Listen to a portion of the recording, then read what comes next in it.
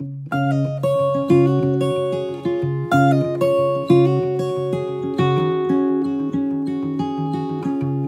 grew up in a little town called Staygarber on Fogo Island. Then I came to this area, I actually went to Beaumont, where I met Lou, my husband. I grew up in Long Island. And then we moved here, but we only moved there for the short term. So 50 years later, we're still here, we built a house and had our family, and this is home now. Today we will be looking at raspberries, and we'll be picking a few raspberries and showing how I preserve them to last over the winter. We've been gardening for a long time, but we started really small. First we actually did some in containers. Every year we'd expand our little patch, and we just kept trying different stuff. Potatoes, carrots, beets, peas, herbs, strawberries, along with the raspberries. We grow our own raspberries, but we also pick wild raspberries. Some years I get lots from my own little patch. Last year I got well over 10 gallons. But this year I won't get half that many, not even quarter. The raspberries grow on the same branch one year. The branch will grow one year and there'll be fruit on it the next, and then it dies and there's new ones. So there's not many this year that have fruit on them, but it looks like there's going to be lots next year. See, this is a really nice one. It's all right when you touch it. When it comes off easy, you know it's right. This has been my lifelong dream, to have my own berry patch. All right, so line a tray with parchment paper. And parchment paper works really well because they don't stick to it. So I just throw them all out and pick out any dirt that's in them. And I think they're good. So then I just put them on the tray and put them in the freezer. And here are the frozen berries. When you use the parchment paper, it just, this tray is a little big, but kind of just lift them up. Just, they all just pour into the bucket.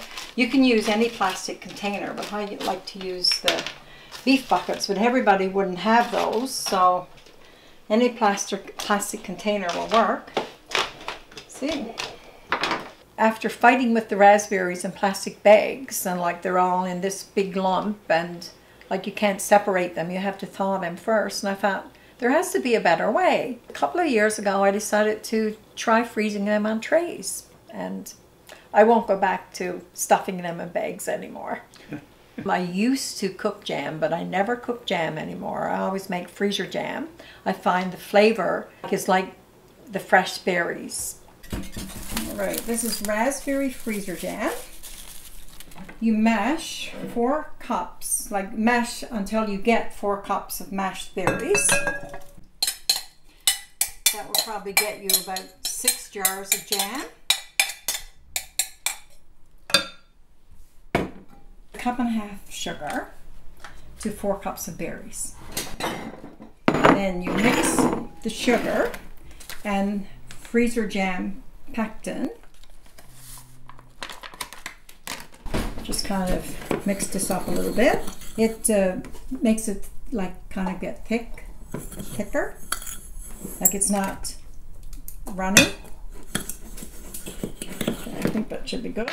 You just pour this in and you stir it for 3 minutes. 11:57.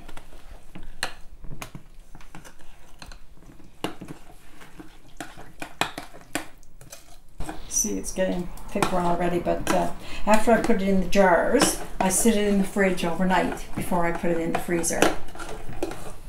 And it gets really nice and thick then.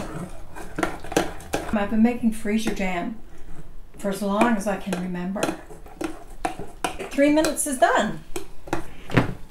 Then you just ladle it into jars, and from this will probably be about 6 jars. Well, I think it's important for people to keep growing food, because you get something that's not all loaded with chemicals and stuff, something that's better for you. It's economical too to grow your own food, especially like if people are on lower incomes, even on a small scale. Like we can get enough potatoes from there for most of the winter. It's hard work. It's not hard work if you enjoy it. But it's no good to put it in the ground and say, well, I will harvest that in the fall. It don't work. So you got to work at it. We'll pick out the weeds. And picking out weeds is not an easy job. It's something that should be passed on. And it's rewarding. We live good.